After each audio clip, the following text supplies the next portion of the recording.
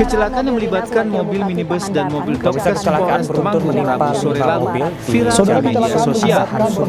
Dan inilah detik-detik saat kedua mobil nasi Video amatir diambil oleh seorang warga yang berlawanan. kecelakaan lalu lintas. Sementara itu kasus kecelakaan yang sama.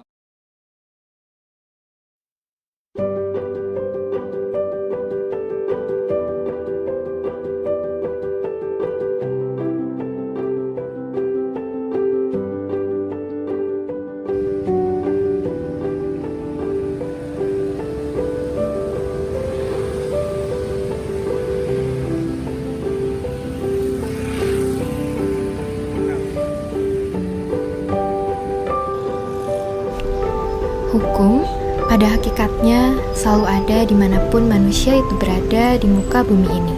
Bagaimanapun primitif dan modernnya suatu peradaban masyarakat, di tengah kehidupan masyarakat itu, pastilah ada hukum yang mengatur.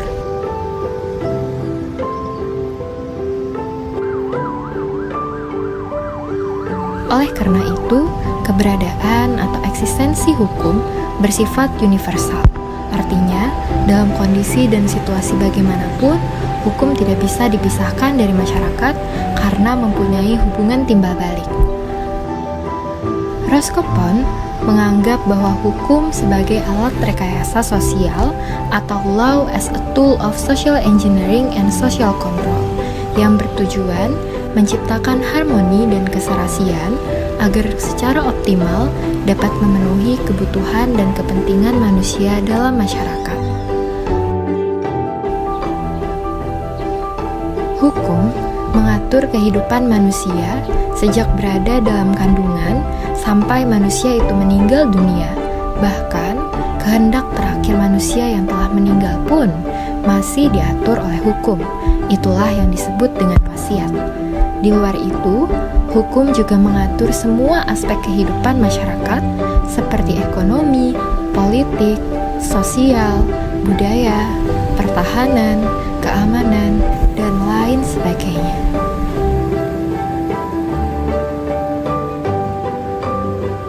Salah satu manifestasi hukum sebagai alat rekayasa sosial yang paling dekat dengan kehidupan sehari-hari adalah peraturan mengenai tata tertib berlalu lintas.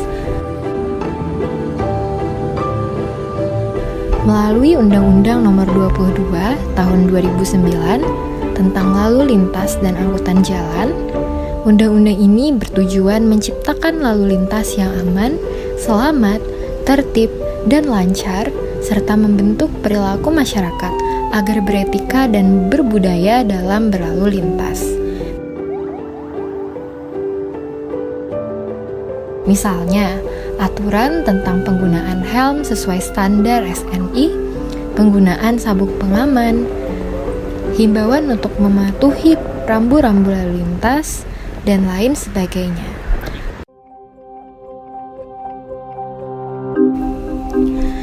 Menurut Lawrence M. Friedman, sistem hukum dalam perspektif ilmu sosial terdiri atas 3 komponen, yaitu struktur atau legal structure, substansi atau legal substansi, dan budaya atau legal culture. Agar hukum berjalan dengan efektif, maka harus memenuhi ketiga komponen tersebut.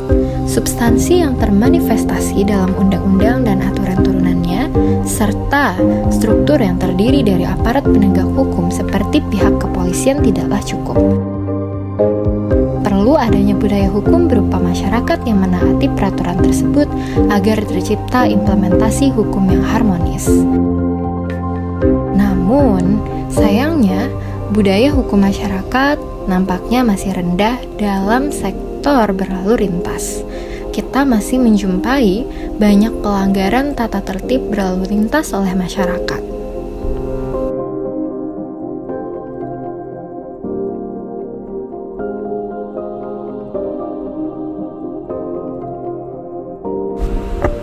Implikasinya, banyak dampak yang terjadi akibat masyarakat yang tidak mematuhi hukum, seperti banyaknya kecelakaan yang terjadi, sesuai dengan data yang kami dapatkan.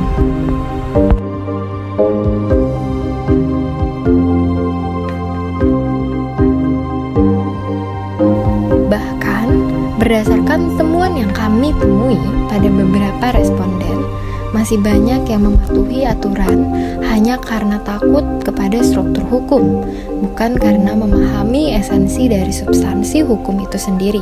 Misalnya, banyak masyarakat yang memakai helm karena takut ditilang polisi, alih-alih sebagai alat pelindung dan keselamatan diri. Implikasinya, banyak dampak yang terjadi akibat masyarakat yang tidak mematuhi hukum, seperti banyaknya kecelakaan yang terjadi. Kembali lagi, hukum diciptakan dengan tujuan memberikan keamanan dan menciptakan ketertiban di masyarakat. Tujuan tersebut harus didukung dengan kesadaran kita sebagai bagian dari masyarakat untuk mematuhi aturan. Sayangnya, budaya hukum masyarakat nampaknya masih rendah.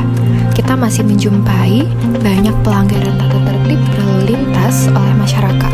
Misalnya, melawan arus saat di jalan satu arah dan tidak menggunakan helm sebagaimana mestinya.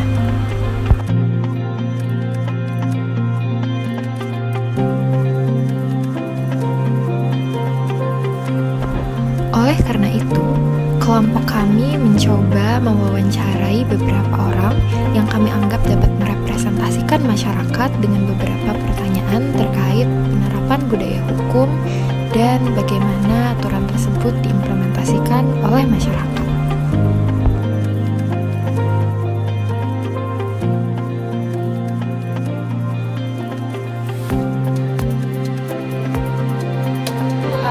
Peran lalu lintas yang saya ketahui pertama-tama yaitu kayak rambu-rambu lalu lintas yang pertama lampu merah, lampu kuning, lampu hijau itu yang paling banyak ditemui di masyarakat umum. Kedua itu kayak simbol yang stop, dilarang parkir, dilarang berhenti gitu ya, sama dilarang kayak kendaraan tertentu lewat dari situ itu yang paling sering saya lihat di jalan sini. Misalnya itu kan untuk dijalani, untuk pribadi pengendara pertama yaitu atributnya yang harus pakai helm dan helmnya harus SNI. Kalau sebelumnya itu kan kita pas masa-masa COVID itu kalau pakai masker jadi kewajiban juga kan, itu jadi masker, habis itu lampu motor sama kendaraannya juga seperti ke pajak mungkin ya untuk menghindari tilang mungkin, sama warna kendaraan gitu sih yang saya tahu. Peraturan lalu lintas yang aku ketahui itu kayak kita harus menggunakan helm dan jangan lupa kita harus bawa surat-surat yang bermotor kayak SIM, STNK. Itu aja sih yang aku tahu. Ada lagi? Terus jangan lupa helm tuh dikunci biar diklik biar keamanan. Itu aja.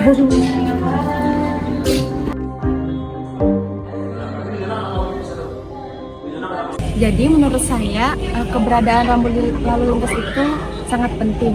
Karena apa? Karena tidak hanya membantu untuk mengurangi bahaya resiko kecelakaan, juga membantu mengurangi kemacetan di jalan. Selain itu juga dengan adanya rambu lalu lintas dapat mewujudkan adanya lalu lintas yang teratur dan lancar. Apalagi kan keberadaan rambu lalu lintas itu memang sangat ditujukan untuk kita sebagai pengguna jalan raya. Jadi menurut saya memang keberadaan rambu lalu lintas itu memanglah sangat penting. Terutama pribadi ya untuk mengurangi kecelakaan untuk lalu lintas. Satu lagi untuk ketertiban bermasyarakat pengendara. Itu aja cukup ya.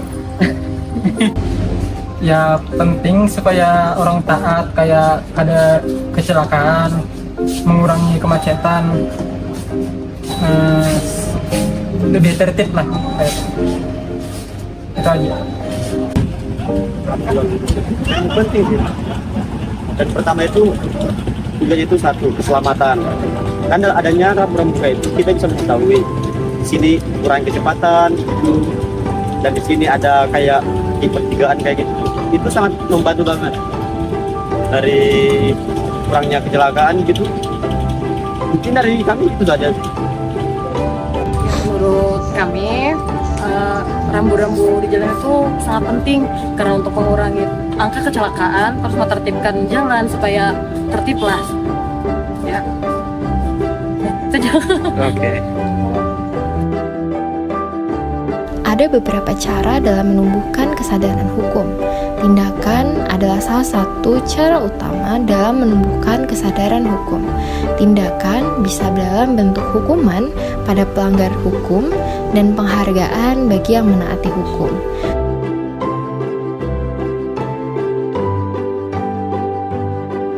Cara lain adalah melalui pendidikan. Jika seseorang tidak tahu tentang hukum, maka tentu ia tidak bisa menjalankan hukum sebagaimana mestinya. Ia juga tidak akan mengerti bahwa hukum adalah hal yang penting untuk masyarakat.